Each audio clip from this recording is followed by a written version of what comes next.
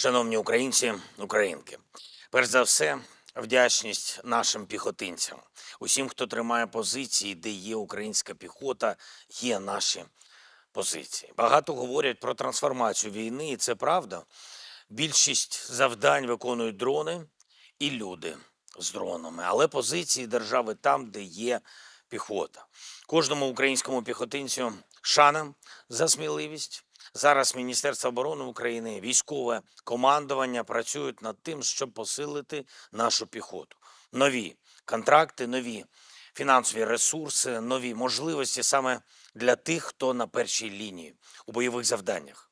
Я хочу подякувати усім українським піхотинцям і у День піхоти, і завжди. Друге, сьогодні була нарада щодо деяких особливих післявоєнних можливостей наших воїнів. Весь світ бачить, що український воїн справді сильний, справді досвідчений. Наш експорт безпеки після цієї війни і для ветеранів має бути реальною бізнес-можливістю.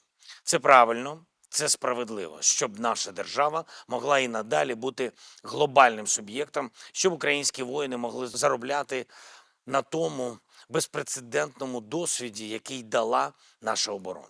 МВС України, розвідка, необхідні урядовці, команда Офісу готують законодавчу основу для того, що називається у світі військовими компаніями. Я доручив розробити для України найбільш оптимальний формат і цього року забезпечити ухвалення закону.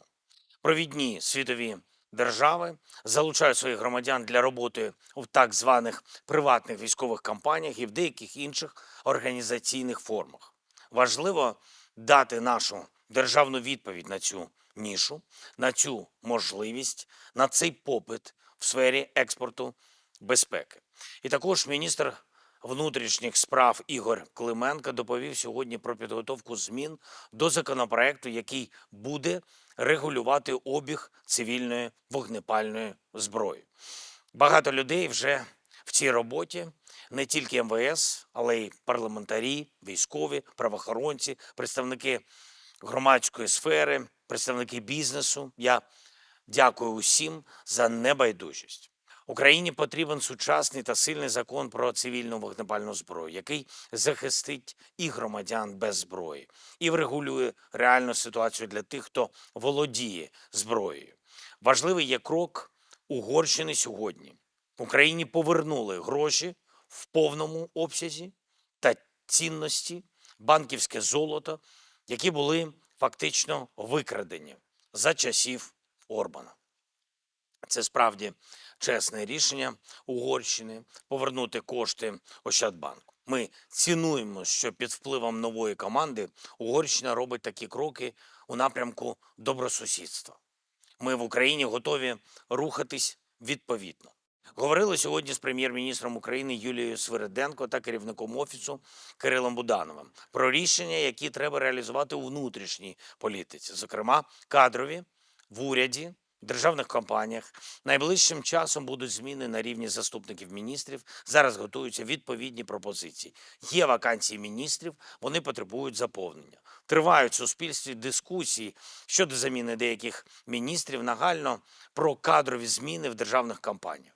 Я доручив уряду прискорити зміни в енергоатомі. Потрібен новий професійний керівник компанії. Була вже дискусія про заміну керівника такої особливої компанії, як Ліси України. Треба більше прозорості в компанії, більше доходів державному бюджету. Більш оперативними мають бути рішення і у банківській сфері. Держава контролює надто велику частину банківської сфери країни. Тут точно є можливість дати більше можливостей бізнесу. Тим більше це вже було визначено. Урядові рішення ухвалювались. Зокрема, Сенсбанк, який перейшов від російських підсанкційних власників до держави, також Укргазбанк, який уряд запланував на приватизацію. Бажано це зробити в цьому році. Україні потрібні більш активні економічні процеси. Ще одне, найголовніше за сьогодні. Я хочу подякувати кожній державі. Хочу подякувати кожному лідеру, який підтримав Україну та пропозицію нашої держави, пропозицію, яку ми дали Росії. про встановлення повної тиші. По сьогоднішньому дню ми бачимо, що Росія відповіла на цю нашу пропозицію припинення вогню тільки новими ударами, новими атаками. Сьогодні фактично весь день, фактично щогодини з різних наших областей повідомлення про удари: Донеччина, Харківщина, Дніпровщина, Суми, область Сумська, Чернігівщина, Запоріжжя, Херсон. Жоден з видів своєї воєнної активності Росія не зупинила. На жаль, не зупинила. Україна буде діяти дзеркально, залежно від ситуації вночі та завтра. Теж будемо визначатись із нашим цілком справедливими відповідями. Росія отримала від нас чітку пропозицію щодо тиші та дипломатії і знає, як зв'язатись з Україною або з партнерами, щоб узгодити деталі.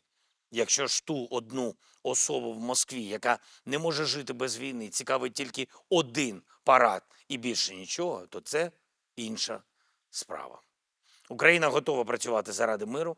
Україна прагне достойно закінчити цю війну. Росія довоювалась до того, що їхній головний парад вже залежить від нас. І цей чіткий сигнал треба завершувати. Я дякую всім, хто з нами, хто з Україною. Слава Україні!